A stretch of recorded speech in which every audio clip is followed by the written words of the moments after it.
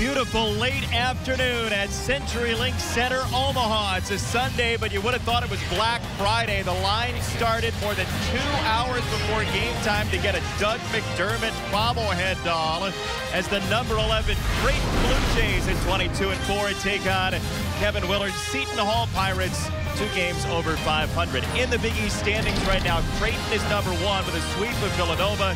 Seton Hall trying to climb into that middle of the pack before everyone heads to Madison Square Garden. Thanks for joining us this Sunday afternoon with former NCAA champion Greg Kelser, Jason Benetti along with you. Doug McDermott's numbers are up right now against teams for the second time. They know he's coming. He's got his own figurine. How do you stop him? Well, there is no way of stopping him, and I think teams have understood that for a long time, so they're concentrating on stopping his teammates. By now, if you haven't heard about Doug McDermott and how good he is, you haven't been watching. The thing that impresses me most, though, is that he's gone through the process, he's worked hard, and when his career ends, this 4-year college player will have his name etched along some of the greatest to ever play college basketball, and that's quite a legacy. At the end of today, he may be in the top 10 ever in NCAA scoring. 30 seconds from now, we jump center. Seton Hall and Creighton.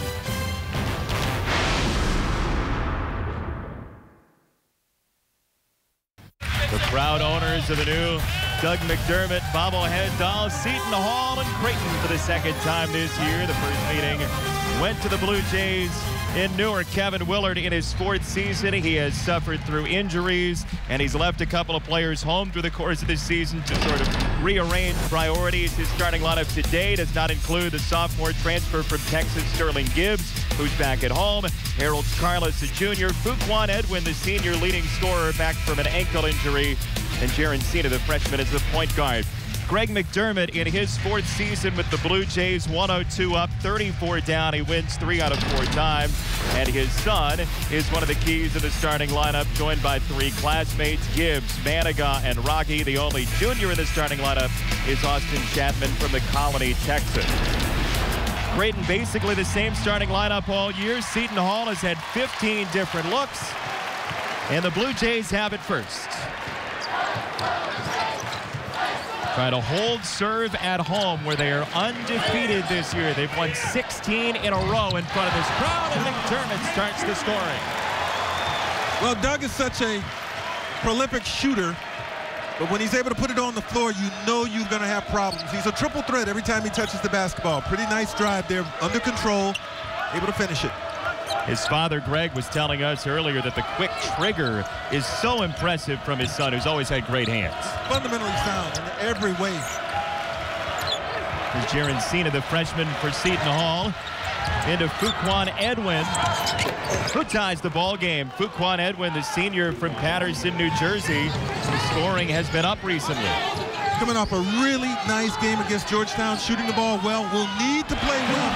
Fuquan Edwin, in order for Seton Hall to be competitive in this game, they're going to need a big, big afternoon from him. McDermott already with 4. 26 points per game, number 1 in the Big East. 81 points a game for Creighton, tops in the Big East as well. So efficient offensively, 50% for the year for the team.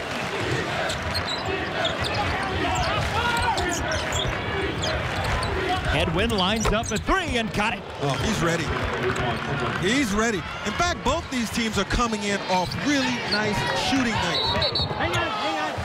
Over 60% for Creighton in their win over Marquette. Over 55% for Seton Hall in their win over Georgetown. So they both come in shooting the ball well, shooting it confidently. First game was fairly high scoring. Creighton put up 79 against Seton Hall back on January the 4th.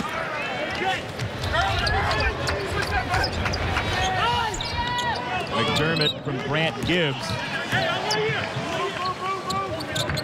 And McDermott on the pop out. A long 3 off the mark.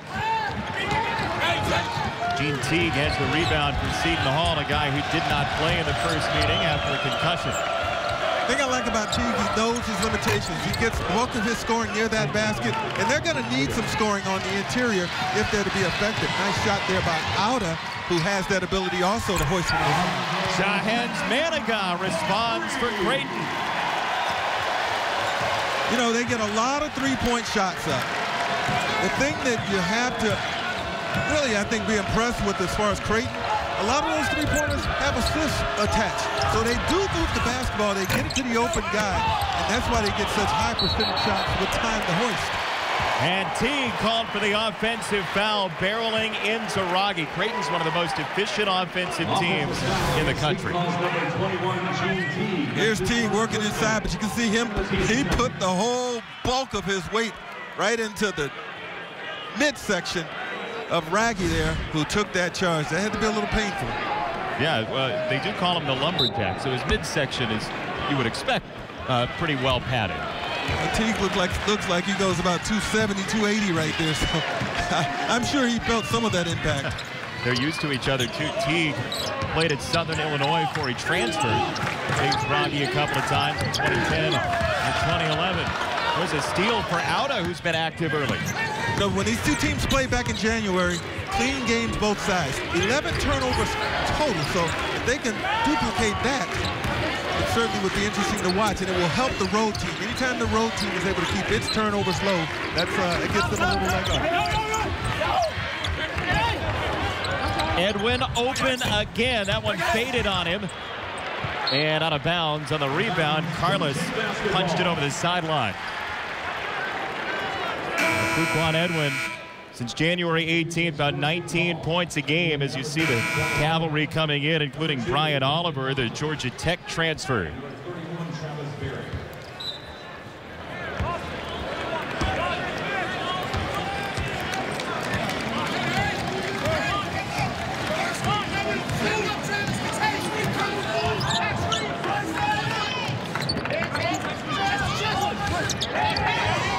Junior Austin Chapman, only junior on the floor for Creighton.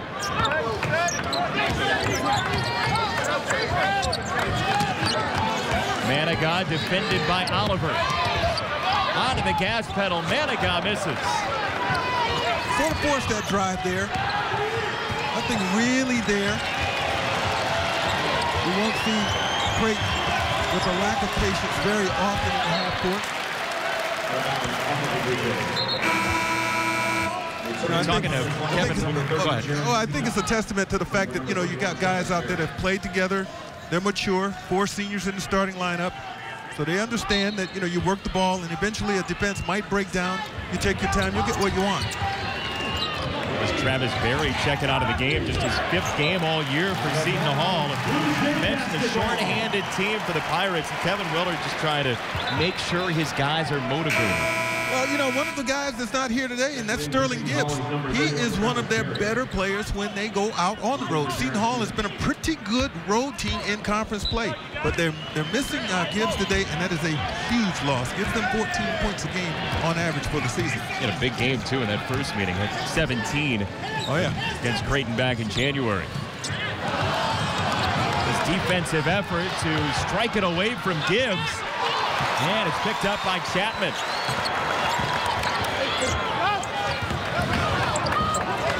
McDermott slid as he got into the paint. Now back to Chapman with 10 to shoot. He finds a lane.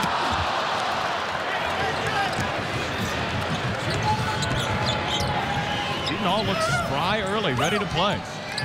They don't look intimidated.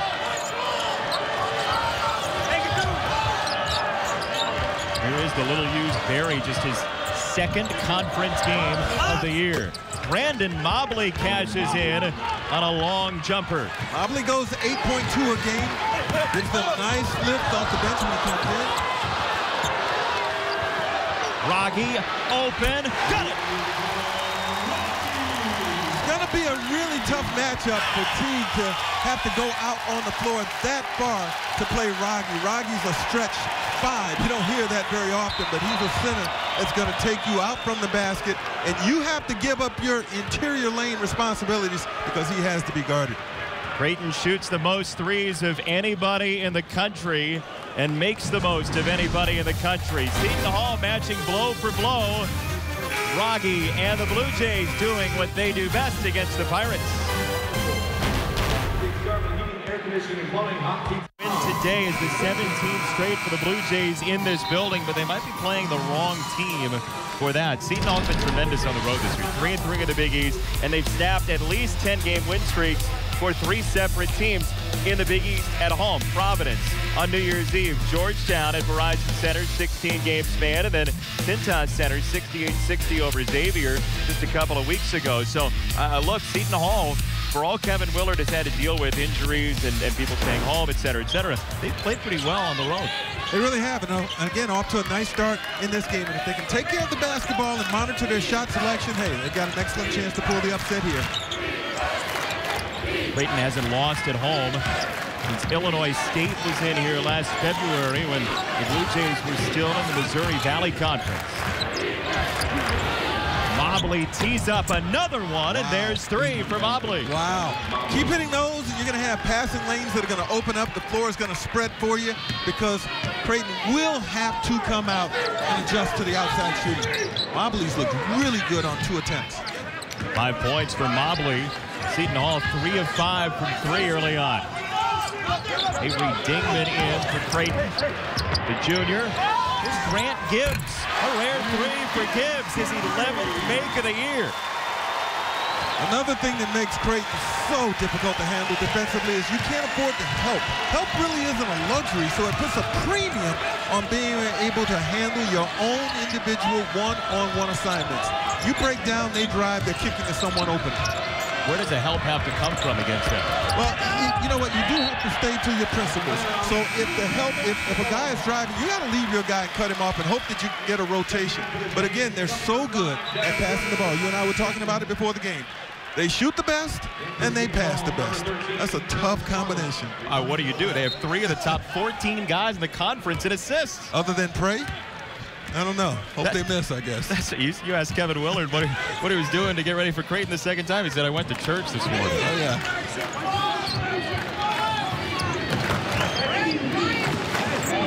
McDermott curling to start the possession. So good away from the ball, Doug McDermott. Out of the high post this time, long 2. Out of bounds to Seton Hall. 6th best field goal shooter in the Big East. And when we talk about the numbers he's put up for his father, Doug, he's not a volume shooter in that he misses a lot. He's a 52% shooter from the floor. Well, they're all that way. I mean, look at Raggy. I was almost astounded when I looked at his stats. Here's a guy that's taken 186 shots coming into this. And all but 7 of them have been from three-point land. I've never seen anything like that. And here's a guy, he'll score 22 points on 8 shot attempts, as he did in the last game against Marquette.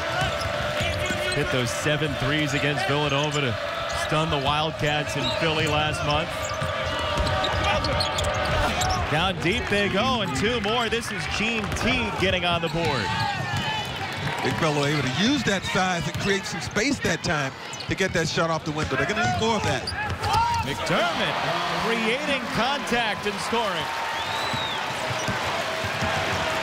6 for Doug McDermott on his bobblehead day in Omaha. You talk to pro scouts about McDermott, that's the thing they're really impressed with. They've seen many guys that can shoot, but here's a guy that can score. He mixes it up. He can score inside. He's not afraid of contact, and that's why people think he'll have a really nice opportunity to have a long pro career. Here's Carlos, re-tees a 3. Nice. Nicely done. Now, Carlos is a guy who starts, doesn't give him a whole lot of scoring, just under 2 points a game. But by virtue of that shot he just hit and the way he looked, the way he stroked it with confidence, I would expect more from him. They might need that with Sterling Gibbs back in New Jersey. He didn't make the trip. A 14 points a game guy, 2nd leading scorer for Seton Hall. Freshman Cena defended by McDermott.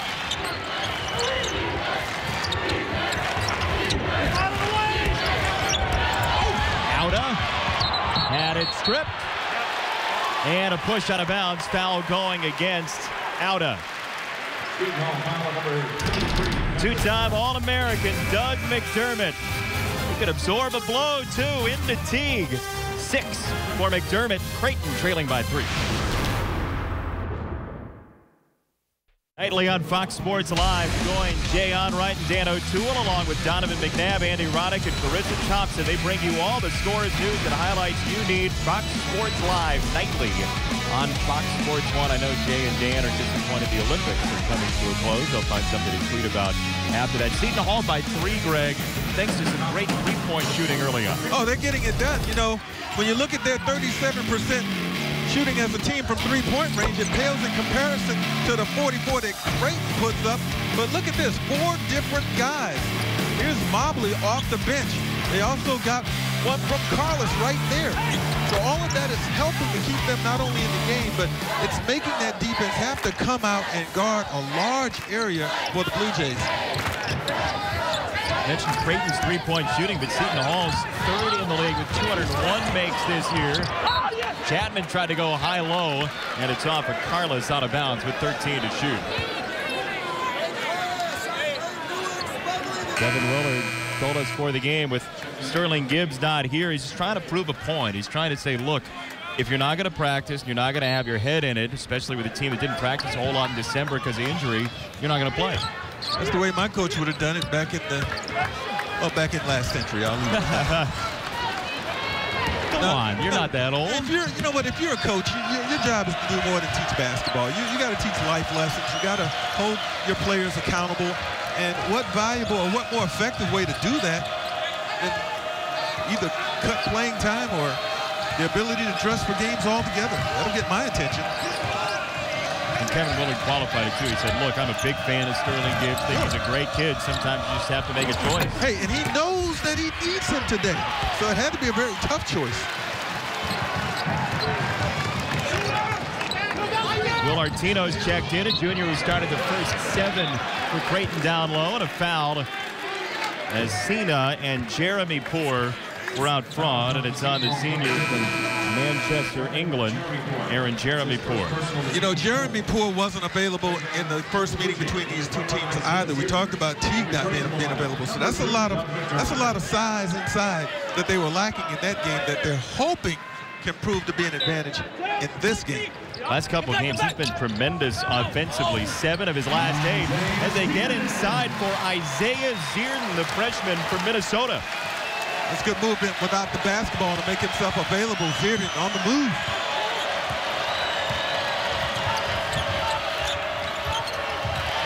Defense by Chapman, knocking it right back to Cena. Dunn wanted over the back, it sounded like, but Chapman got a hand on that, so no over and back call coming. A lot of time lost off the shot clock, however. Great defense by Chapman. Outa the follow for 2. Well, before the game, Kevin Willard talked to us about Outa. Said he's very, very important. Loves the level of activity he has out there. He says he's a glue guy. He got into McDermott that time. Second foul for Outa. And McDermott will go to the free throw line. Zierden Cena just getting something up on the glass, but Outa knew this was going to be a tough make, so he got himself in perfect position to get the carom. That's the glue guy right there, according to Kevin Willard. 11 points a game, last 3 for Outa, whose numbers are increasing with some more playing time. There's Doug McDermott, who has 6 of Creighton's 17. And not only is a great field goal shooter, but he's number 1 in the conference, about 90% from the foul line.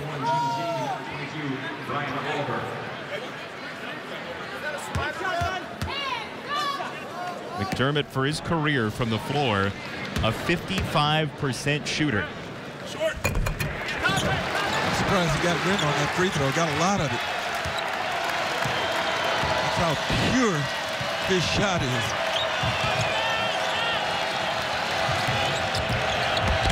Working off the bounce into Raggi. Teague left it short.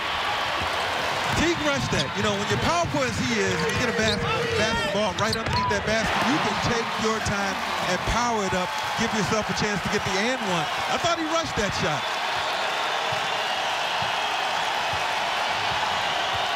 Crowd here sensing an opportunity to put some distance between these two teams. They're up and cheering the defense right now.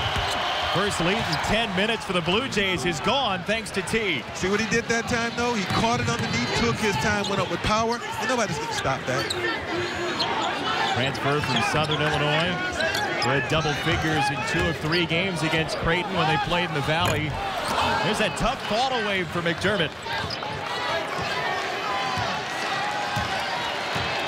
You can almost sense Seton Hall deciding to slow it down with the crowd building. Smart to do that. Manigat everywhere defensively. That's an offensive foul. Rogge would have been his second foul. Instead, it's a charge. Well, Fuquan Edwin trying to get all the way inside. Now, he has the ability to pull up from 13, 14 feet away, but the lure of going inside, too tempting to pass up, and Rogge got himself in perfect position for the contact. 2 charges taken for Rogge. That's normally the purview of Jahens Manigat, who's led this team in charges every year he's been here at Creighton. Well, you're not going to worry about Rogge as a shot blocker, but you do have to be concerned about him clogging those lanes when you're driving. 2-man game, McDermott and Rogge. Rogge has Teague's attention, doesn't he? Absolutely. And he's glued to him. He's not thinking about helping. Look at him out high on the floor. Seton on the drive, and he banks it in. Isaiah Seton, who had 13 against Nova 4 early today. Freshman sort of coming into his own, gaining the confidence now that he can score and be effective at this level. Help from McDermott on Teague.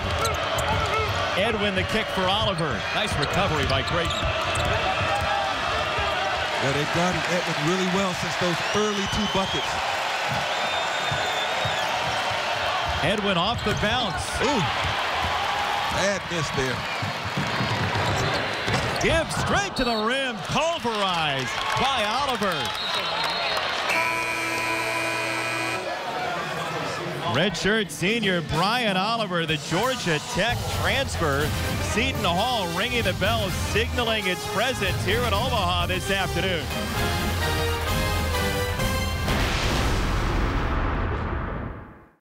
Lifelike representation of Doug McDermott, even with the trademark undershirt underneath his bobblehead jersey. It's his own bobblehead day, and rightfully so. He's the number 11 scorer in NCAA history, trying to track down Alfredrick Hughes of Loyola. Danny Manning would be next, and the big O, Oscar Robertson, who only played 3 seasons, nearly put up 3,000 points. McDermott so far today, 8 points on some good work down low. Well, they're certainly emphasizing, you know, keeping someone tight on him with the hand up, but he's hitting tough shots, and this is really a big one right there as he bumps into the 270-pound Eugene Teague. Still was able to get it off the glass.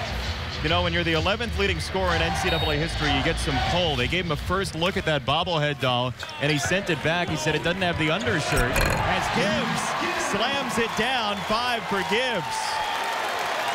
McDermott said, it's got to have the undershirt. I've worn it since my junior year in high school. Hey, he's earned that. He's earned that say-so. Those guys would have to just go with it. That bobblehead really has a pretty good likeness of him, too. Doesn't it? Most of them don't, but that one's pretty good. Turnover for Seton Hall, and that's number 6 for the Pirates early.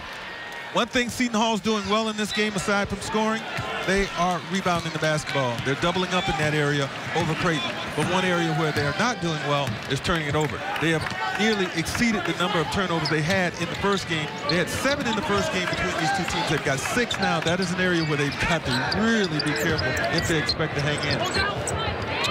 Seton off the shot fake.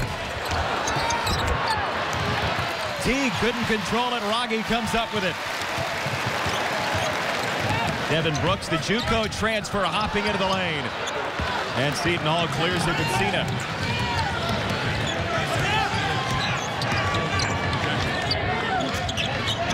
Pirates look a little bit sped up, don't they? You know what? They are playing a little bit maybe faster than they really want to. maybe lacking patience, causing some of these turnovers. That's 2 turnovers in a row now. Hey, I would continue to look inside to Teague when he's on the floor. He's going to rest right now. Look inside to him, but I would be patient, allow him to get himself firm down there, call for the basketball, then I'd give it to him. Kevin Willard told us before the game he wants to get it at least 1 out of every 2 possessions down low.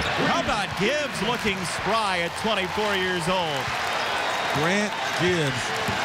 You know, he's underrated in my estimation. I've been watching him, and you know, he has the ability to do a lot of those things that you see Doug McDermott do. He was out with a dislocated kneecap a couple of weeks ago. He's back and playing strong today against Seton Hall. The Blue Jays and the redshirt senior, the 6th-year player, Gibbs to the rack.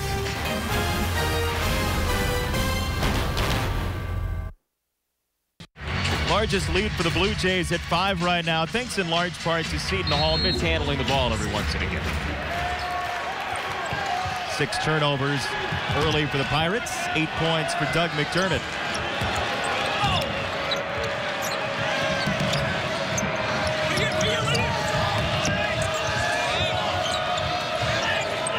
Creighton +6 in that turnover margin.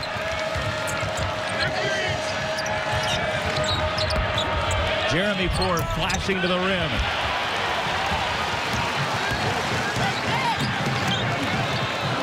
Rogge couldn't catch it cleanly. Wanted to tee up that 3. McDermott squares up and rattled it out. He's got the 3 field goals, but ironically has yet to hit from outside.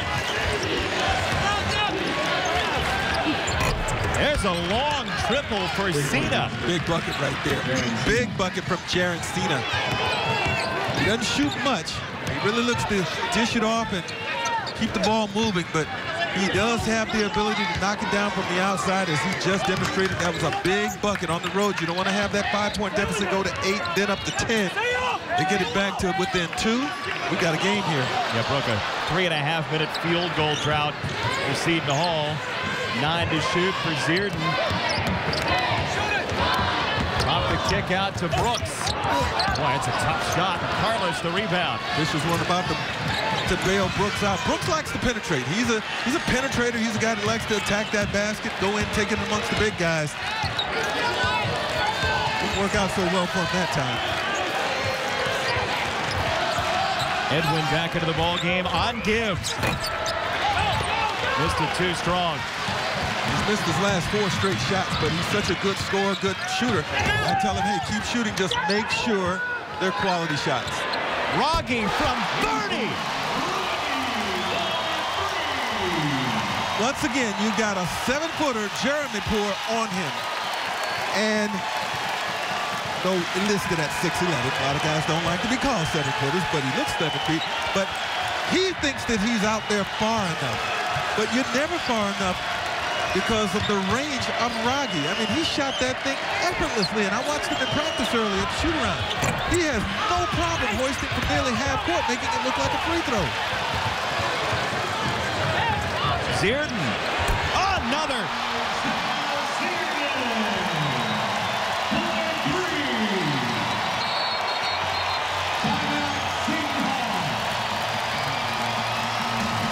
You know, on Ethan Rogge, he said he never wanted to, in high school, sacrifice his technique for distance. So he took 15-footers, and now, as he's gotten stronger, the range has grown. Look at that thing. He takes you out of the play as a defender. I mean, when he's standing that far away from the basket, you don't want to go that far out because you want to be down where the action is, helping your teammates out. But with Rogge, you can't. And, of course, we talked about Seton and how his confidence is growing right before our eyes. 7 for Seton. Look at this team, 43% thereabouts, 3-point field goal percentage this year, about 10 made threes per game. Who can match up with that in the NCAA tournament if they're making their shots? That's the thing. If they're making their shots, you don't want to play them. Just ask Villanova. Villanova's one of the best teams in the country, and if they didn't have to play Creighton, they'd probably be ranked number 2 or 3 right now. I mean, especially with the beginning of that game in Philadelphia. They hit their first 9 threes. Creighton did. That's unbelievable. And some of them were from that distance from Rocky. They call them Rocky bombs. Around here, Seton wanted a better look and got it. Out of the rebound, and he's fouled by Chapman, who came over the top. Just the second foul against Creighton of the first half here at CenturyLink Center. The Blue Jays with an 8-point advantage on marksmanship.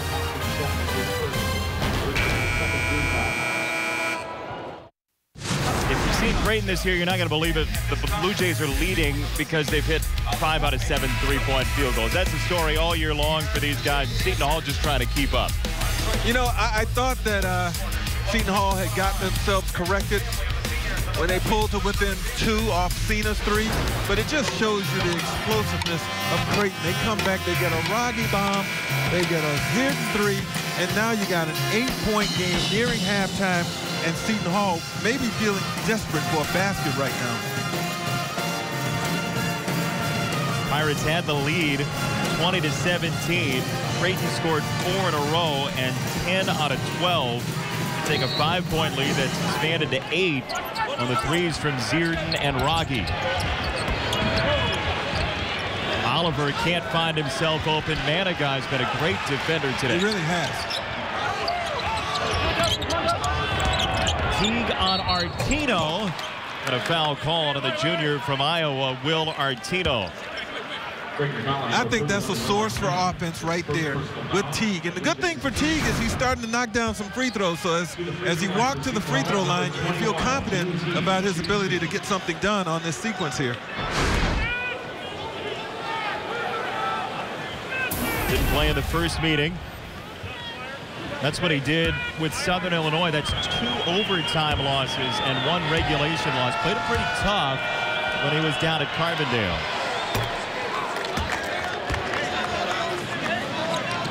Kevin Willard has a couple of transfers. Teague from Southern Illinois, Georgia Tech's Brian Oliver. Sterling Gibbs, who's not here today, from Texas.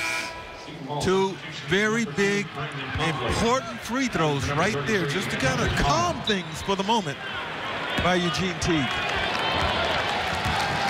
When they've gone into Teague, they've had success today. He's got 6. That's why I would keep keeping.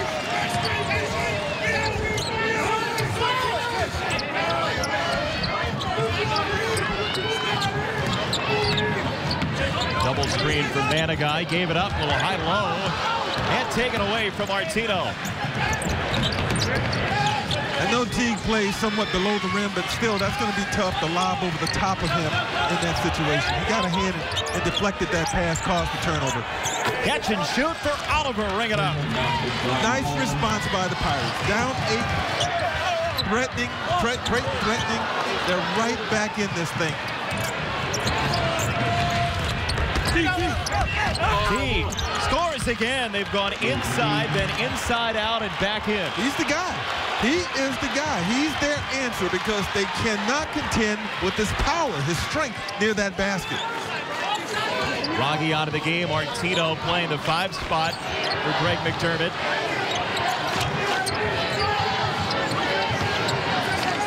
The other important thing Seton Hall is doing is keeping that crowd somewhat quiet.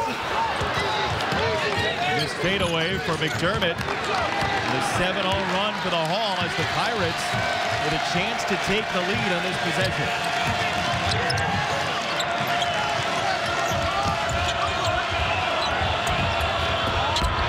Right back into Mobley, who spins it in. How about that? How about that for a response? 9 straight points after falling back by 8. Didn't see it coming. Gotta be honest with you. Well, this is almost a master class of how to attack Creighton, isn't it? Take it inside and some good inside-outside play right here. You know, they're playing together, and here's the strong man, Teague, using his girth, his size, and proving to be unstoppable. Nice little basket right there by Mobley, who has been big off the bench. Kept his control after he got bumped, and his concentration to get it off the window. So Kevin Willard talked about shape-shifting those lineups to see who was going to give him the best attitude. He got 41 points off the bench on Thursday against Georgetown, and he's seeing similar play for his reserves again today. You know what? You would expect your team to be not only gelling, but, you know, reaching a new level this time of year. You know, still growing to a point of where you peak. And I think the best case that we can show for that in this conference, the Big East, is the play of St. John's. Yeah, they won 9 of 11. Steve Lavin said, look, we're going to play better in February. And darn if he wasn't right. Yep. He believed. More importantly, his guys believed. McDermott got hammered by Mobley, and 2 free throws coming for the almost automatic senior McDermott. Nice little cut. That's the one thing about McDermott that I've noticed. He cuts hard, and he cuts with a purpose, and he gives you a big target with those hands. He catches everything. So you enjoy throwing it into him, reward him for some of that work ethic off the ball. You know, it's not hard for his father, Greg, to gush about his son, but he's a basketball guy. He'll credit where there needs to be credit. And he said, look, Doug has always had fantastic hands. Yep, told us that this morning.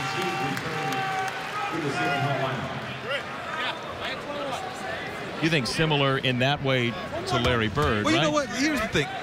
You know, I played against Larry Bird, and I found him very difficult to guard.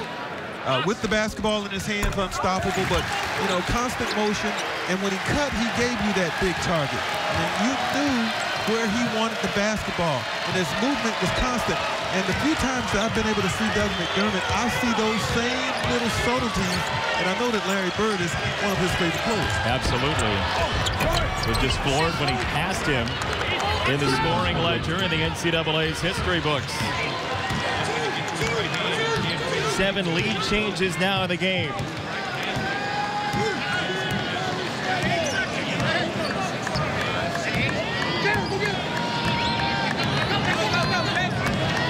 Final possession, first half. Creighton in a dogfight with Seton Hall. Gibbs tees up a triple and rings it up. 10 for Grant Gibbs in the first half. Coming up at the half, SMU with a tough one against Connecticut in the American, and Michigan State, your old alma mater. We're going to have to tell you about them getting Stauskas coming up in our studio. I've watched it. Kudos to the Wolverines. Come on, Spartans. Got to get it going. You're going to be okay? I think. That's the end of the first half. 38-36, the final score at halftime. Creighton leading Seton Hall. Will return to Omaha after these messages and a Fox Sports News update.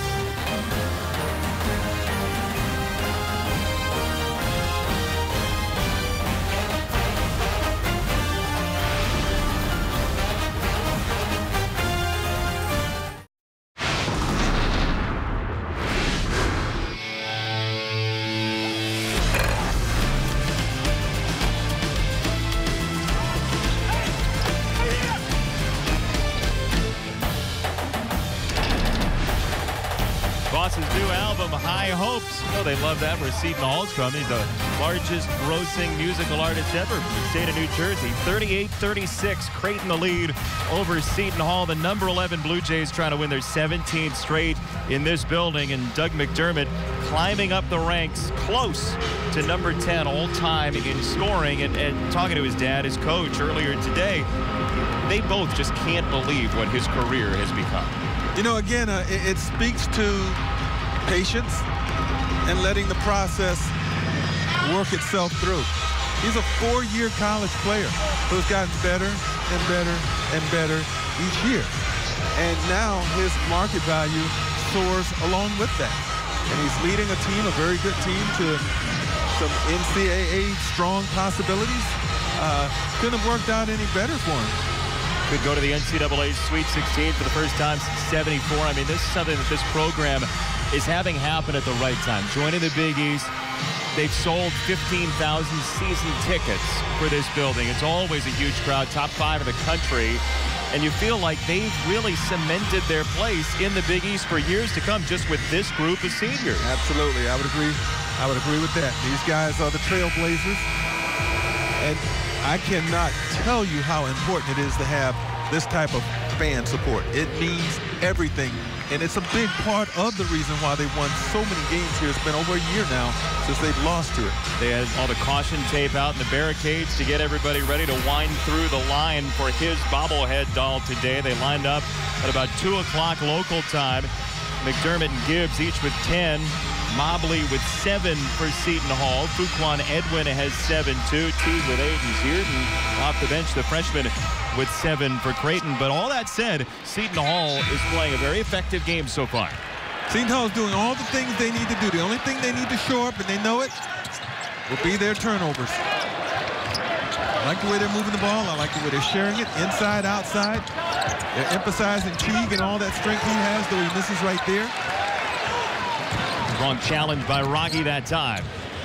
Trailer, McDermott backs it. Second half. Look out. That's his first triple of the game. Probably won't be his last.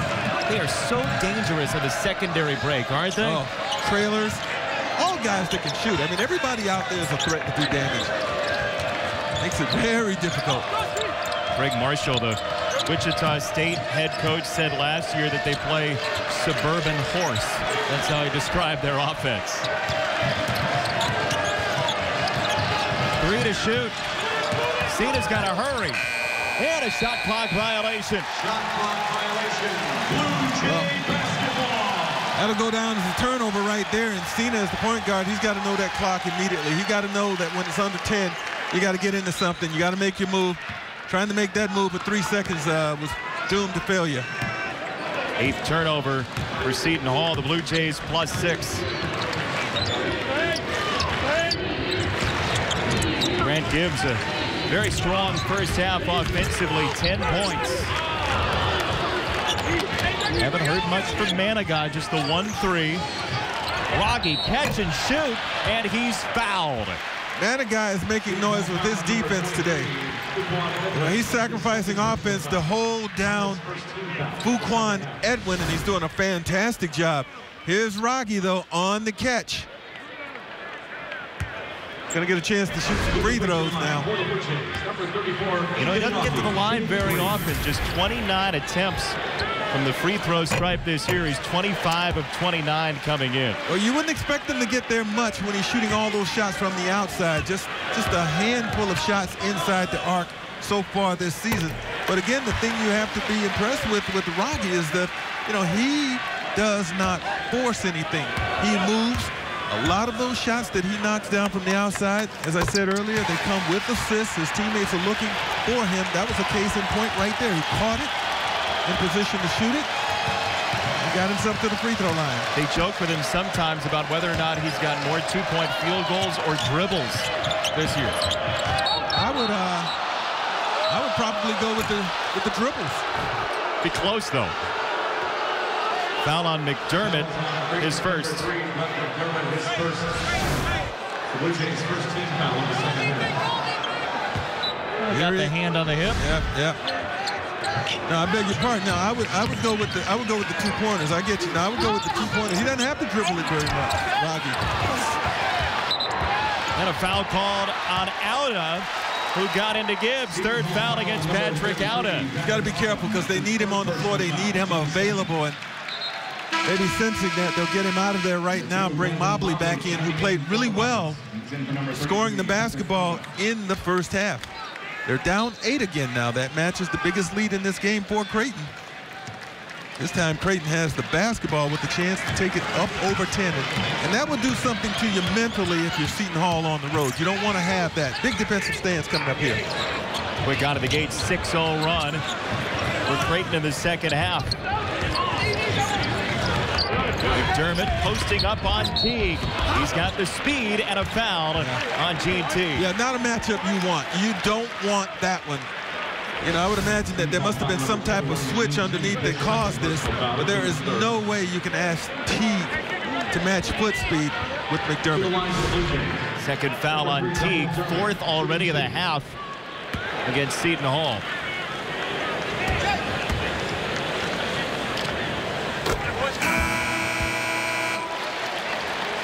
Well, a couple of times in this game, Seton Hall has had an answer when they've fallen back. Can they go to the well now a third time? Down 9 and possibly soon to be 10. McDermott perfect, 6 of 6 from the line. An 11-0 run dating back to the first half for the Blue Jays.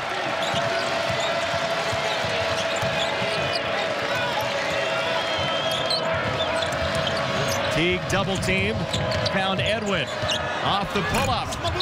That's a tough shot. He's leaning on his shots, seemingly, maybe rushing them a little bit too anxious to get them off. He doesn't look like the same guy shooting the basketball that we saw on Thursday night against Georgetown. Got a feeling, though, they're going to need his scoring if they're to get back. And if they're to have a chance to win, they're going to really need it. Here he is, Edwin against Gibbs. Got rid of him, and Edwin buries the jumper. That can make a big difference. Just seeing it, feeling it, go through the hoop again for the shooter.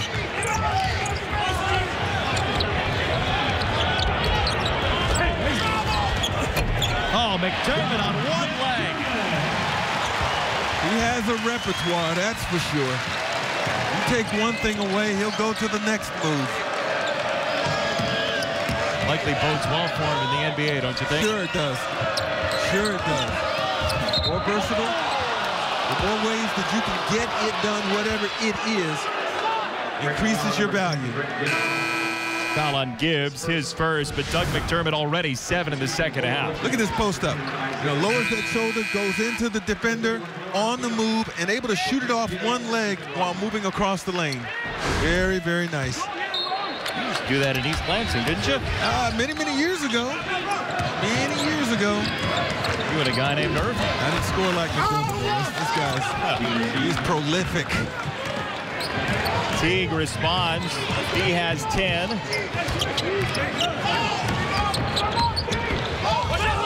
Tried to go high-low, had it intercepted. Edwin saw a crease and had it partially blocked by McDermott. The follow good for Fuquan Edwin. Stayed with it.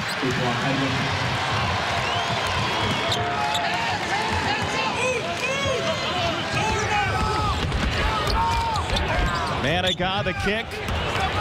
Seton gave up the 3. And Creighton looking for the best shot. Good patience here. Strong cut by McDermott, and he spun it in. Left-handed, by the way. Give him an opening, and he will manufacture something. You got to be very versatile and have a very diverse attack if you're going to score nearly 3,000 points in a college career. You're not going to do that as a one-way type player.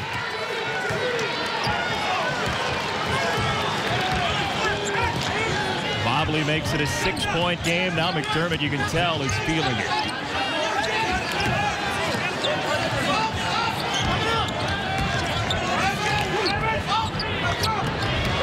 McDermott on Edwin with 15 to shoot. Martino the screen for Manigat. Kick to Seton. McDermott again with a palm. Wow. Wow. What can he not do? That was all him. Kept it alive to himself and then sort of directed into the basket for an offensive carom. Sensational. All by his lonesome. Rugged down low, the 6'8" senior All-American on his own bobblehead day.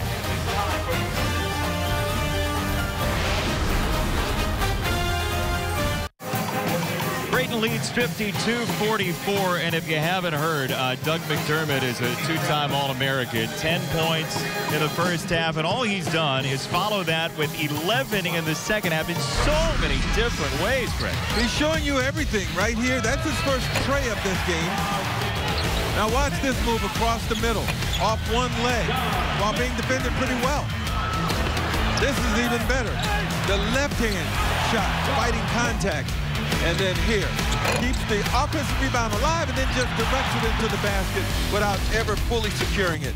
Doug McDermott, 10 in the first, as you indicated, 11 in the first 5.5 minutes of this half. You know, he recently passed Larry Bird on the all-time scoring list. Remember Larry used to do those commercials with Michael Jordan? Off the roof, off the car, nothing but net. That's the first half. And the start of the second for Doug McDermott here. That was one of those moves. That was one of those shots right there. Is that Suburban Horse? Yeah, Suburban Horse. All right. Somewhere Greg Marshall smiling with his undefeated Shockers in tow. Mobley fading away. Rogge lost it to Teague, who finished. Teague stayed active. Stayed active on that. And that's a big bucket because 6 is a manageable deficit. And if you're Seton Hall, you want to keep this thing about in this range as you try to fight back. Seton went to the right and had it blocked away by Edwin. Seton intercepted to travel first. Turnover either way. Freshman Isaiah Seton, whose father, Don, is an assistant in the NBA with the Wizards, used to be the head coach with Minnesota in the WNBA. Good pedigree. 9 Seton Hall turnovers, too big of a number for Kevin Willard, you'd think. Sure.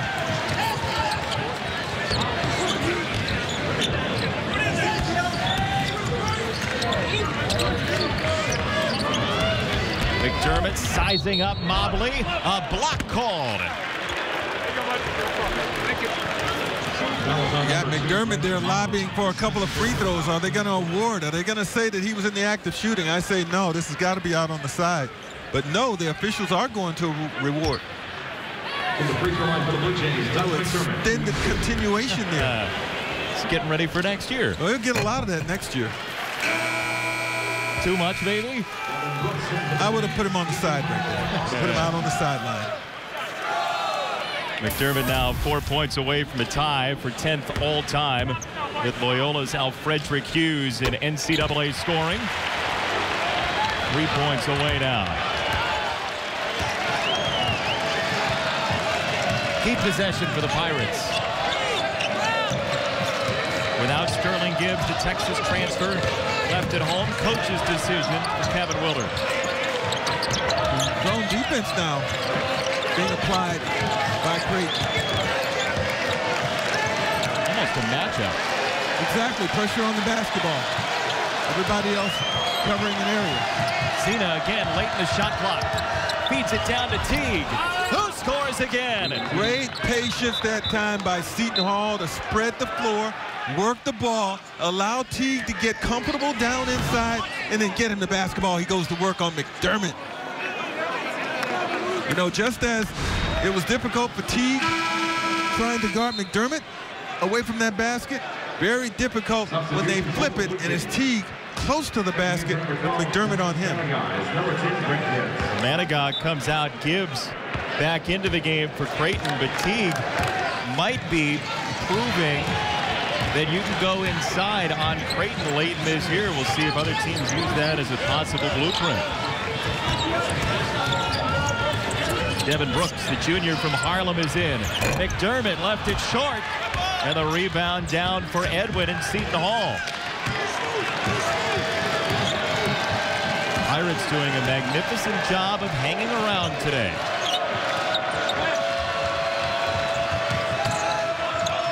They lost the first meeting by 13 back on January the 4th, the second league game. Cena didn't get the roll. Rebound batted by Brooks to himself. A dribbling convention, and he is fouled. Oh, he got fortunate there. He's lucky there. He's out of control, I thought, the whole time pretty much. Devin Brooks, give him credit for hawking down the rebound when it came loose right there. But then watch this. Pirouettes at half court, through the legs to try to avoid a defender there. And then eventually tries a very tough shot, scooping it. He got it blocked. He got help that time. If you're Kevin Willard, you might want to carry on one of those two right off the spin, or on the other one when he had it high. Certainly not looking for a foul at the end of it. All it was missing was him ending up at grandmother's house. Yeah, well, you know, the officials don't usually reward you when you're out of control with it like that. 0 for 2 for Brooks. A 68% foul shooter, still scoreless this evening. Some people would say ball don't lie. Only some people. Seton Hall people. Strong spin move by Oliver, and one and done. Rebound ripped down by Artino. Bearden playing significant minutes in this game, the freshman. Into the post, Artino banging into Oliver. Nice work, creating the movement. He'll go to the free throw line for 2 shots. The Pirates trying to avoid a sweep and come up with a mammoth upset in Nebraska against the Bluejays, who are up 6. 20 point for Doug McDermott on his bobblehead day in Omaha. And sometimes he's so good it looks like he's the only one that could beat himself, Greg. I mean, that's how good he is. So we decided, we'll break it down for you if they were to play one-on-one. The real McDermott, 6'7", Bobble McDermott, 7 1/4 inch. So it looks like size advantage to the real guy who can score from anywhere, but that constant head fake, that'll get you. It will get you. It'll get you up in the air, but the problem is once you get in the air, he can't go left or right. Yeah, so what are you going to do? Not a whole lot there. I'll go with the real McDermott. Yeah. Big and quick. The attitude might be an issue because Bobble McDermott has that big head. Unavoidable. Oh, just unreal. When you turn him into a bobble, he loses all grounding. That was, by the way, that was an addition of Grant Gibbs, his teammate. Grant said, look, you gotta do that last.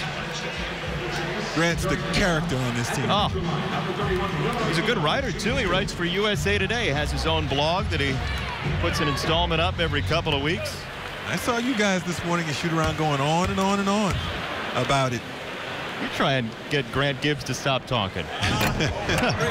Good luck, huh? Great young man, Grant Gibbs. Jokes around freely about how old he is. He's a 6-year redshirt player, back from his dislocated kneecap. And he said to Greg McDermott, his head coach, he said, now that I'm back, I feel like I've got my explosiveness. And Greg said, no, you never had explosiveness. Right. What are you talking about? But 4 consecutive missed free throws now by Creighton, helping Seton Hall stick around. 6-point game, ticking down to 11 minutes to go. Auto with 3 fouls, spinning on Artino, got it back, and the foul called on the junior Artino. Out is going to put that body into him and try to force the action right there. Gets a second chance and goes up again. And I think Auda got fortunate that time. But he stayed aggressive, and that's what helped him out.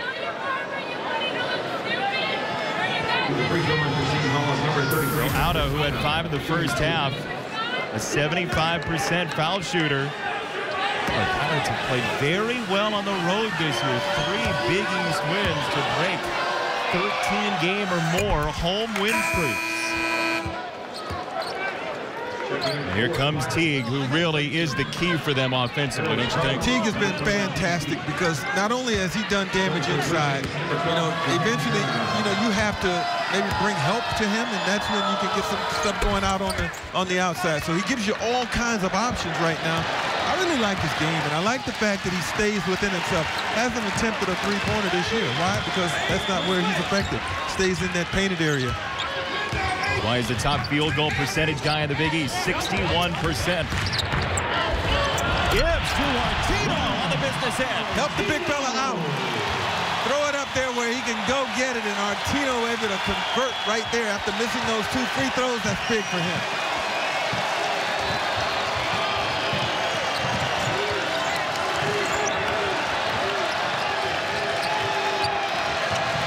Cena, the freshman point guard.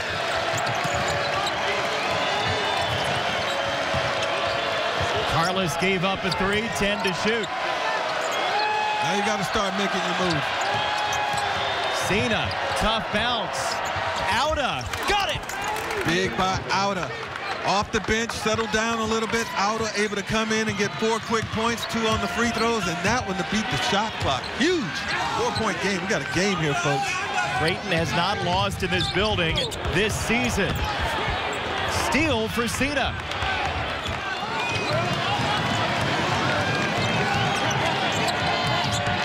Auda going to work on Rocky. Nice close off.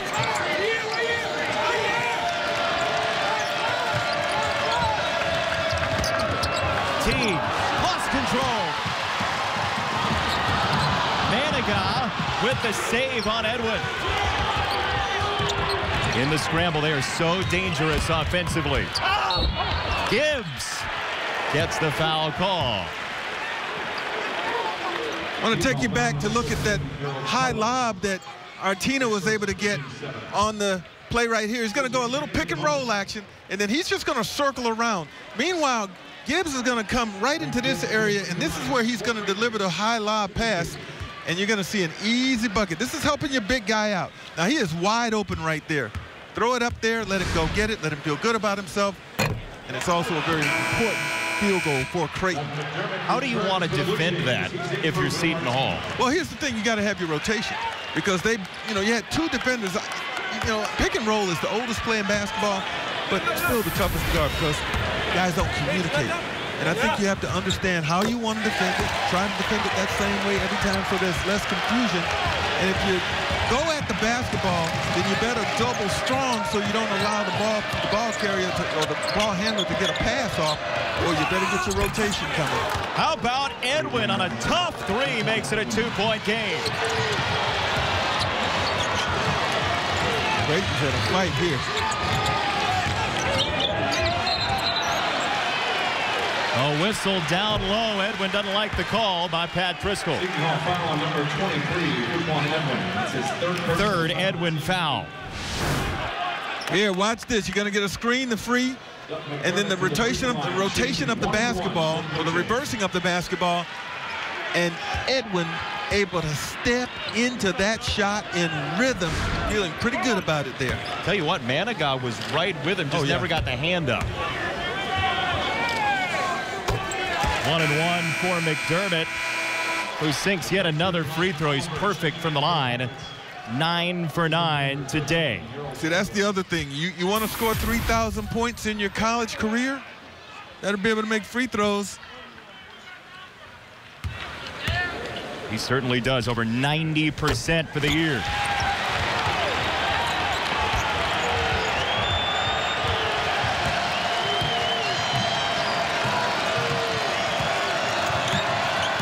Edwin the screen for Seton, the freshman.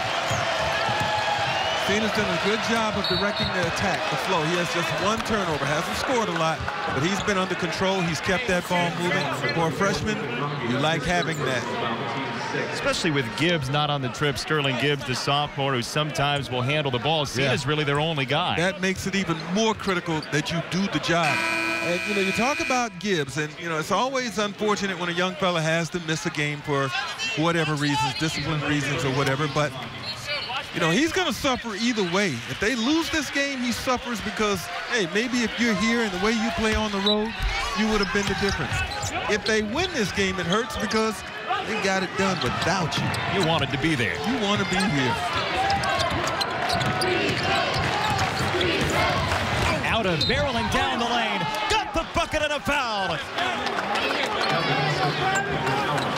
Auda with the strong left-hand dribble penetration to the basket and finish. He's been a different player since coming back in off that bench. And how about Teague in there? Moving people out the way, creating interference. Look, he took the help side totally out of the picture there. Nothing Artino could do. No chance.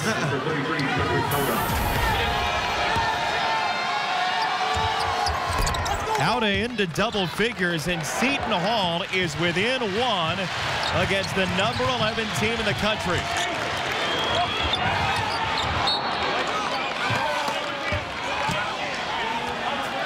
This is a nervous crowd right now. This crowd is on its seat. This crowd is quiet. They're not used to seeing this. And, still a long way to go. Anything can happen, but up to this point, you've got to give Seton Hall a lot of credit. 5-8 in the league, 14-12 overall. They played tremendously well away from home in conference.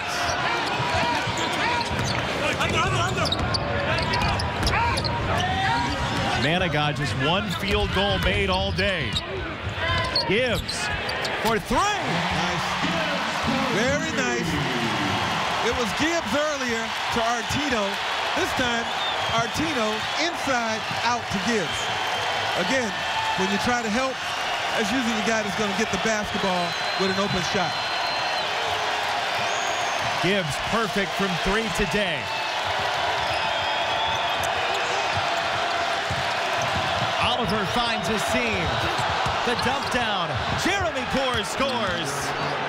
The senior from England makes it a two-point game again. Seton Hall got lucky there. That was nearly a turnover, but Jeremy Poore had good hands, and once he got the basketball, he was able to come with a very nice finish on the jump hook. Kevin Willard likes his improvement after an ankle injury kept him out a few weeks. Artino to the rim, and he will head to the free throw line. Boy, Grant Gibbs just fills spaces for Creighton when they need points. The Blue Jays turn to the senior from Iowa, who has 14 of the 62. Nightly on Fox Sports Live, join Jay Onright and Dan O'Toole along with Donovan McNabb, Andy Roddick, Chris Thompson. They bring you all the scores, news, and highlights you've got to have. Catch Fox Sports Live nightly on Fox Sports 1. So Seton Hall's down a man. Sterling Gibbs didn't make the trip. Seton Hall's turned it over 10 times compared to 4 for Creighton. What gives? Why are the Pirates still in this one, Greg? Shooting 54%, still carrying a big advantage on the glass, and I think, you know, getting points in the paint. When these two teams met first time at Seton Hall, it was a 40-20 advantage in the paint. Well, Creighton, it's all even in this game. They're doing a lot of the things that are, you know, certainly conducive. 15 second chance points, too, hasn't hurt Seton Hall's cause at all. They're doing a lot of things that are important if they're going to win this game here. 14-9 for Gene Teague, the transfer from Southern Illinois, as Artino gets the favorable bounce to expand the lead to 3. Yeah, I guess that would be another thing. Teague, unavailable earlier when they played. Big time available tonight. Making himself available down low on just about every possession.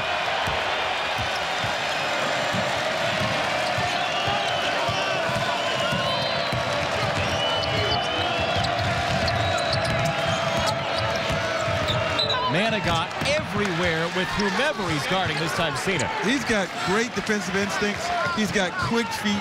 He makes it difficult for you to handle the basketball and be comfortable. Look at this. Now he's guarded on Fuquan Edwin, and now he's out there on Seton. He's guarded a small forward. He's guarded a point guard.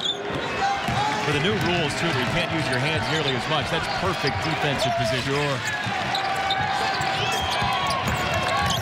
Edwin, Chapman doubled, and a foul called. Edwin will head to the free throw line for the first time today. 82% free throw shooter. He had a big game. You know, averaged 14 and a half. You know, first time I saw him play, I said, wow, he looks better than a 14 and a half point per game score. He had a big game against Mercer back in November where he was 35 points, so he certainly has the ability. Wrong time for a miss there. He had that ankle injury earlier on this season, missed a few games. Since he's come back, his numbers are up. In the last 2 games, he's been over 20 for Kevin Willard.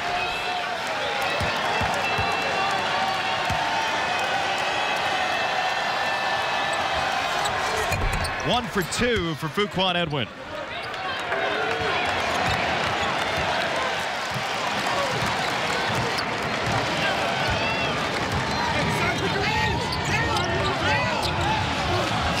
Gibbs hawked by Edwin. Chapman breaks free, and Seton nicely barricades that. McDermott picking his spot off the spin. The double comes, and off of Seton Hall with 10 to shoot. Good defensive stance for the first 25 seconds if you're Seton Hall. Look at this. Doesn't get caught up on the screen, moving the feet very well. Mobley, and then some help from Teague. They're not going to let McDermott have a free passing lane there. 10 seconds, though. That's a long time, especially when you got McDermott who can create his own shot. That's who they'll be looking for. McDermott flashing. Chapman triggers a wide three. Oh, man, that played real well for Seton Hall, not letting McDermott get a catch during that 10-second stretch there. Or someone else have to do it and get the stop. Teague and Mobley, the two bigs, playing together. Here is Mobley on McDermott. Difficult shot, nice defense.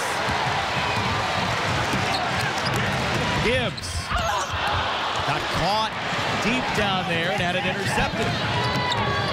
Edwin the pull-up, and it's a two-point game. Seton Hall hasn't had many transition opportunities in this game, but that was one, and they're very good when they can move it up the floor quickly with Edwin. 64-63 now. And three-point game again. Chapman the response. Nice makeup there by Chapman after shooting that air ball last time down. Quickly atones for it.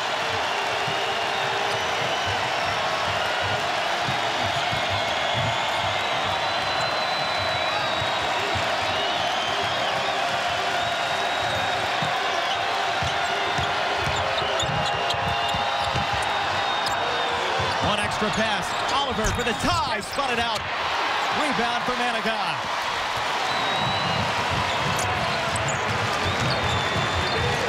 Good movement and good defensive rebounding off that miss by Creighton. They needed that.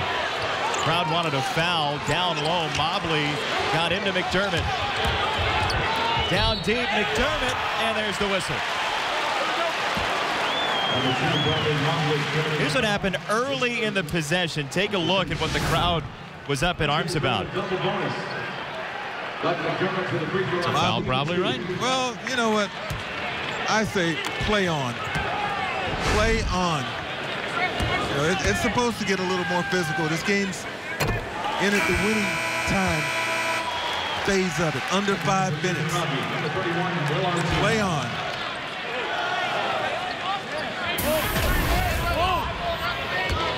Perfect. 11 makes 11 tries from the line for McDermott.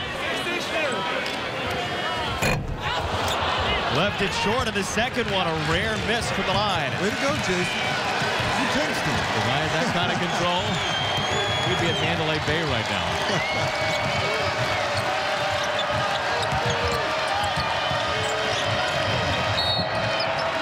And a foul called away from the ball. Seton Hall will get a 1-and-1. Foul on Manigat, his first. 9th against Creighton this second half. Alex Carlos checking into the Pirates, into the Bluejays, number 34, Ethan Rocky. Every foul from now on, unless a player control foul, will be 2 shots for both teams. To the free throw line for Seton Hall, number 2, Brandon Mobley. Shooting 1 on the bonus. Mobley has 9 tonight. Make it 10. Mobley has been really, really good. He's been consistent. He's played good defense. Nick, the 6'9" junior, and now coming up with some big clutch free throws here. 2 for 2 at the right time for Kevin Willard's Pirates. Seton Hall last led at 22-21 in the first half.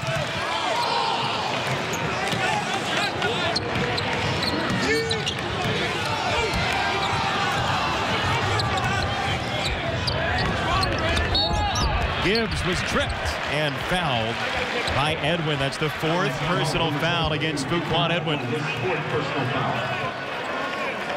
That is not the foul you want in that situation because you've played about 20, 25 seconds of pretty good defense. You've got Creighton in a situation where they're going to be up against the clock, trying to get anything off, and then you bail them out with a free throw or a foul on a good free throw shooter. Not what you want to do defensively there. Don't want to bail anybody out, really, on this team. They're 76% for the year, second in the Big East. Gibbs at 62%. That's not a good individual number, but look at this. That's not a 62% stroke right there. 4 minutes to go, 4-point game. Season high 16 for Gibbs.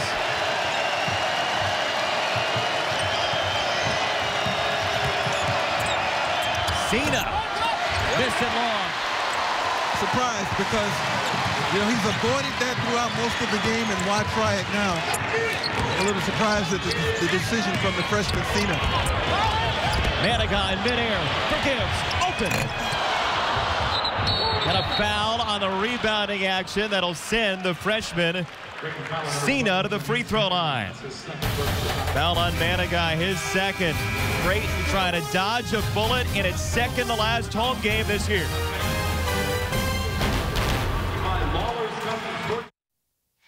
Bluejays by 4, thanks to another strong effort from Doug McDermott, 26. For the senior out of Ames High School in Iowa, he's 11 for 12 from the free throw line, 26 composite in 33 minutes. He's barely, once again, taking a seat. He's in a tie right now for 10th place with Alfrederick Hughes from Loyola, trying to chase down Danny Manning, which he very likely will do with at least 5 games remaining, barring some sort of non-postseason situation for Creighton, which is very unlikely to happen. Then the Big O would be next on Mr. Hughes, who McDermott's tied right now in 10th place with. He's a guy who had one season, he had 17 total assists. He was the Will Rogers of shooting. He never met one he didn't like. Seton, his first free throw is good. I think Seton's got a bright future as the point guard for Seton Hall. Add a little offense in there. Good ball handler, takes control, takes care of it, understands how important that is. Good free throw shooter. Over 2,000-point scorer in high school in New Jersey. His team's within 2.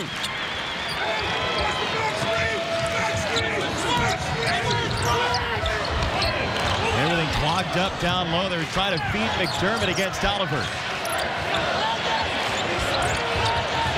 Oliver got a piece of it. Down to 10 to shoot for the junior Chapman. Manigat with Edwin, who has 4 fouls. Had to let him by.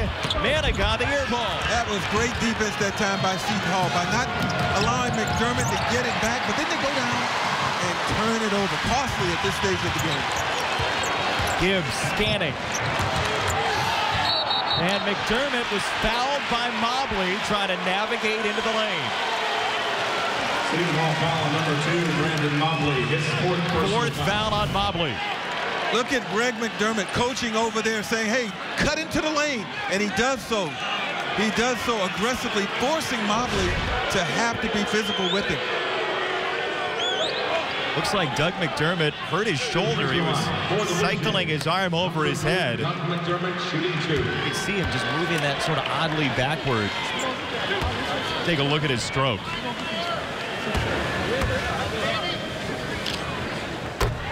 Fine. No problem there. Now he is alone for 10th all-time in NCAA history, a top 10 scorer, Doug McDermott. And he's likely not done there. He's building a very, very solid legacy, not only here at Creighton University, but in all of college basketball. Only a handful of guys have scored over 3,000 points in their college careers, and that's where he's heading. Down to 2.5 to play in Omaha. Edwin had it blocked by Gibbs, saved by Artino. Never cleared himself. There was no place to go with that. Now, if you're Seton Hall, do you have the wherewithal to finish this thing? You have put yourselves in this position. Are you going to have what it takes to get completely over the top, or are you going to be satisfied with just staying close? McDermott, that one-legged ball away again, merciless. It looked like Dirk Nowitzki on that. That's a Dirk Nowitzki shot right there. Very difficult to guard. Timeout, Seton Hall. Under 2 minutes to go Creighton looking for a 17th straight home win. 17,000 plus into it.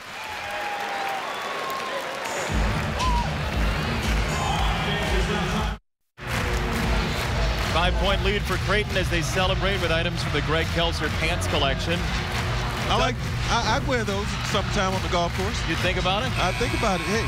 But I like this. This is Doug McDermott, folks, with the Dirk Nowitzki-like one-legged fadeaway, which is nearly unguardable. Hit that shot with ease in a very clutch situation right there for Creighton to give them a little 5-point cushion. So McDermott today with 29 after 30 in the first meeting with Seton Hall. The Pirates, their last 2 times down, have turned it over, and this guy, Teague, just has not touched the ball. Yeah, 14 points and 11 rebounds. 6 of 8 from the floor. Eugene Teague needs to touch the basketball. A lot of good things were happening when he did.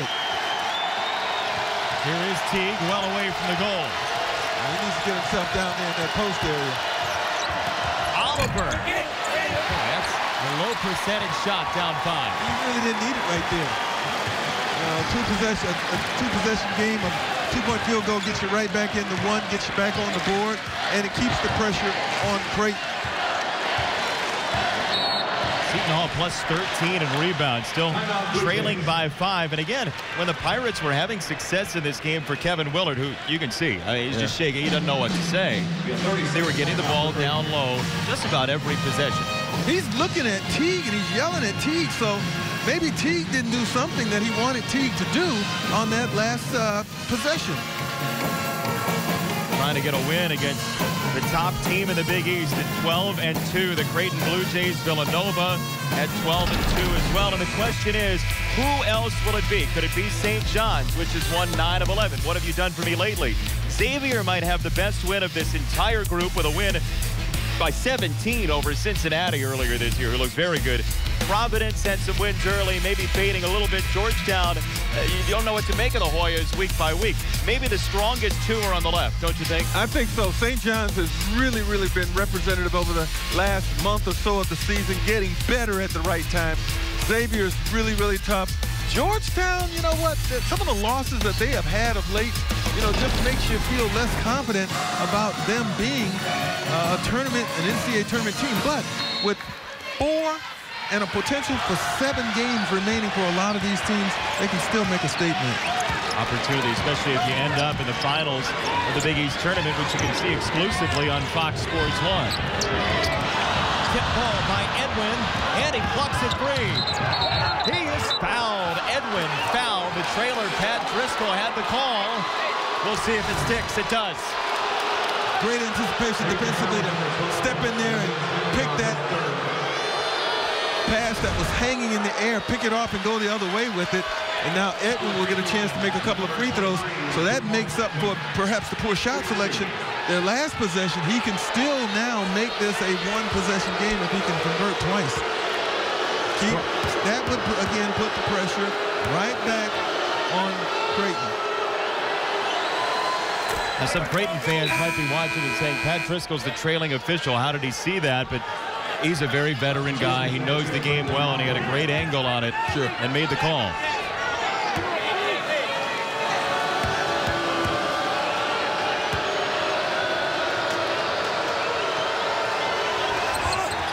$19 for Fuquan Edwin. A 3-point game with 74 seconds to go. Timeout, Grant Gibbs. Creighton has 2 remaining.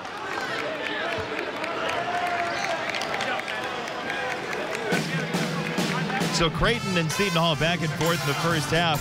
The Hall had the lead late in the first half.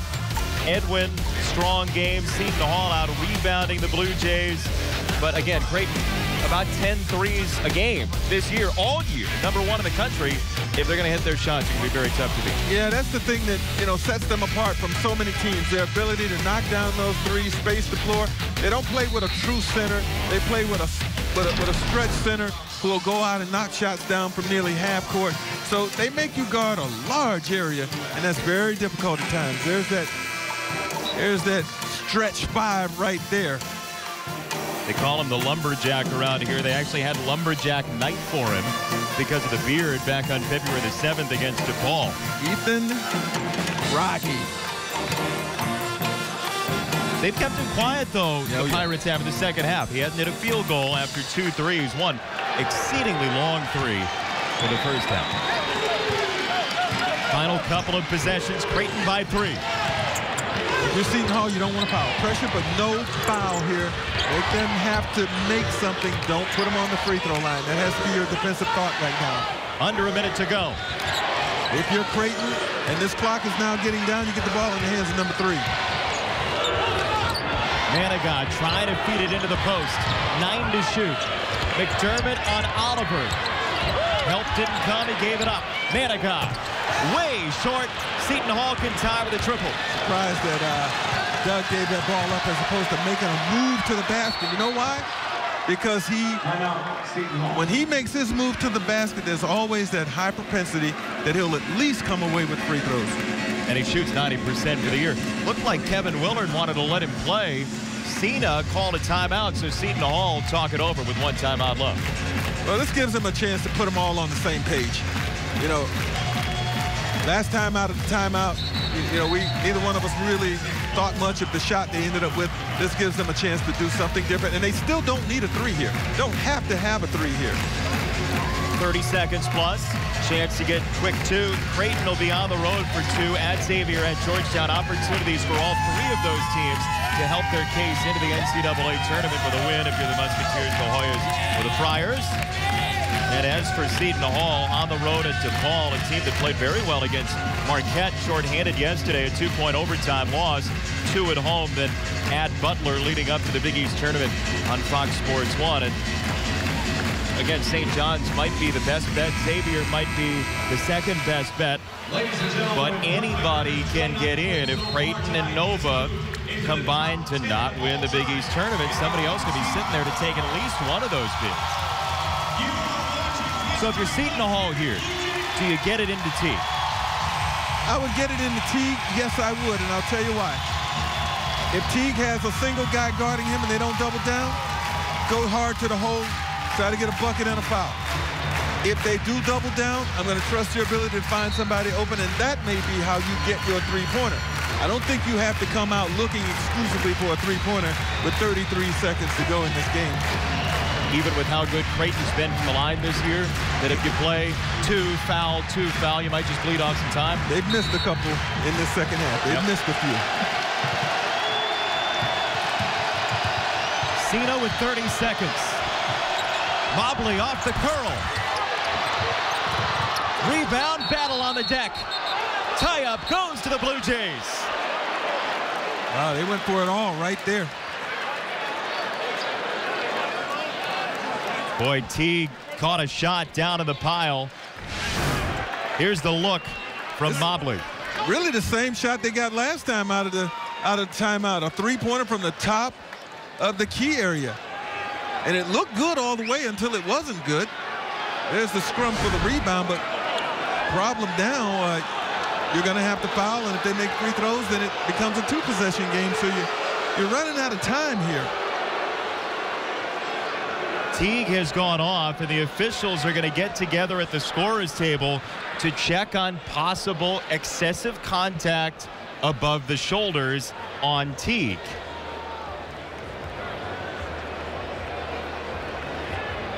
Let's take a look. He's obviously bleeding from the nose. Here's how it happened.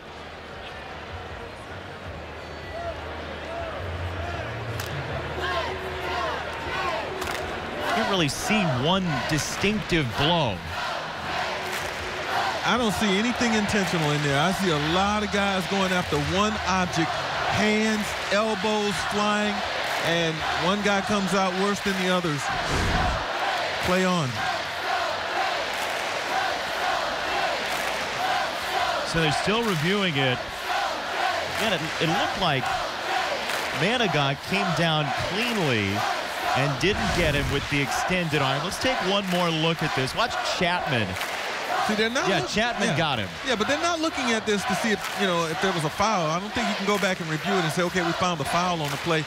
You review it to see if there was anything extracurricular or intentional Yeah, they can't add a common foul here. They can't do that, but they can look and see for the excessive contact above the shoulder. It doesn't look like that.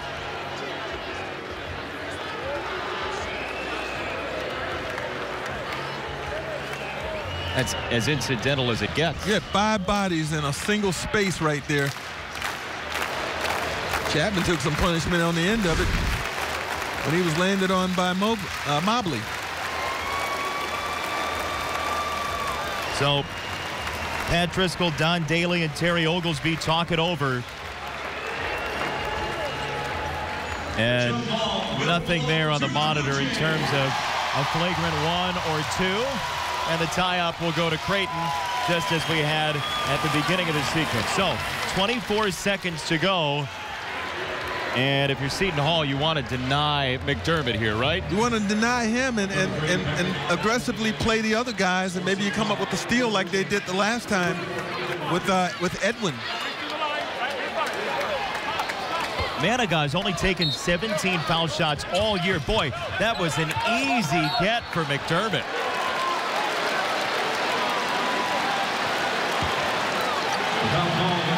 And McDermott just said, look, if they're going to give it to me, with a nod of the head. It wouldn't have been my choice.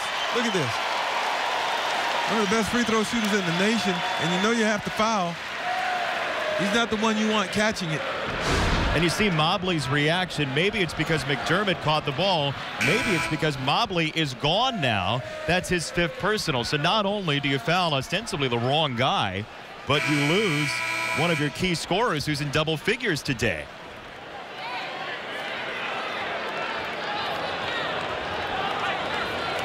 Substitution is number 13, Harold Carlos. No matter how it ends, Seton Hall has played extremely tight with Creighton, the number 11 team in the country.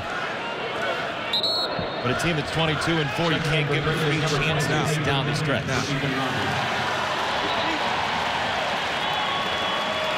McDermott, 12 of 14 from the foul line in the game. I mean, look at this. You got Mobley out because of fouls, and you've got Teague out with a headache. You almost don't have enough guys to run out there. Sterling Gibbs. Big losses right now, that's for sure. Gibbs not on the trip. Coach's decision.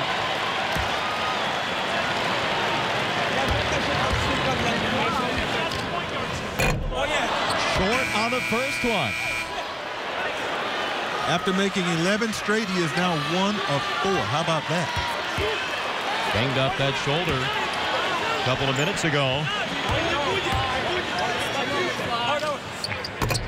Missed them both.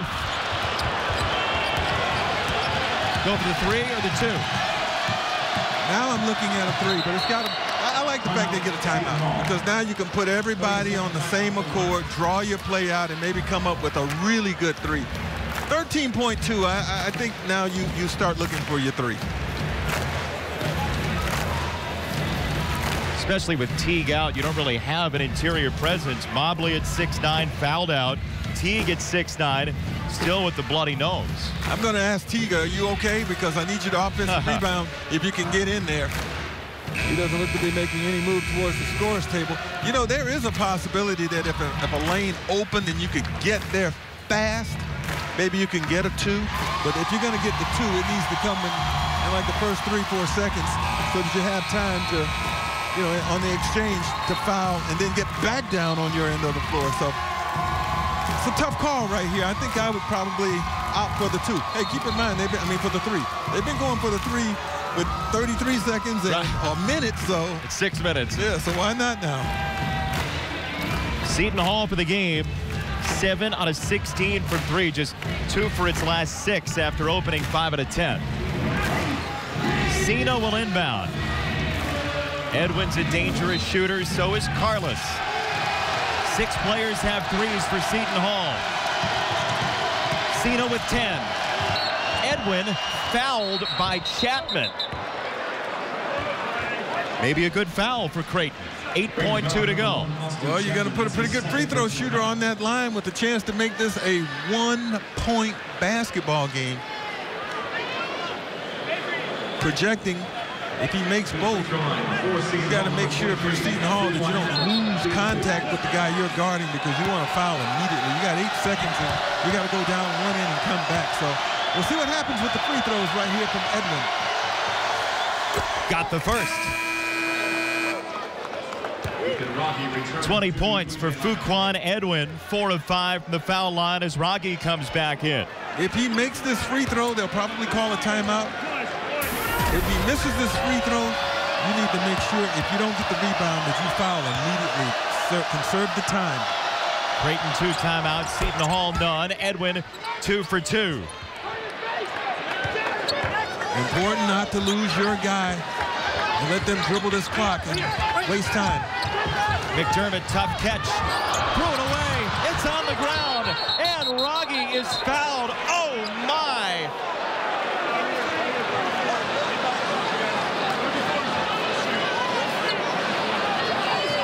Seton Hall had a chance at the ball at the rim. Seton Hall number 33, Patrick Howard. Wow. That's his 5th personal. Wow. Edwin had it on his left hand. And he had it in a post-up position. Look at this. It looks like he's posting up, and McDermott's beating him. Wow. So Ethan Raggi will go to the line where he's 3 for 3 in the game and 28 for 32 this season. Fuquan Edwin will see that pass coming to him in his dreams forever. It was right there, served up. Auda fouled out. Second disqualification. If Edwin catches that, Seton Hall likely wins. He's right there, point-blank range. With the basketball, perhaps getting fouled. He's a good free throw shooter. That's why it's going to haunt him if they don't win this game. No timeouts for Seton Hall, and Raggi misses. So now, if it was a 3-point game, Creighton could have fouled and kept Seton Hall from triggering the 3. Now, Seton Hall will have a chance in 4 seconds to get down the court. Don't have a timeout, so they got to go with it. Got to go. 2 seconds. Edwin got it off. No! Creighton escapes. The Bluejays pull out.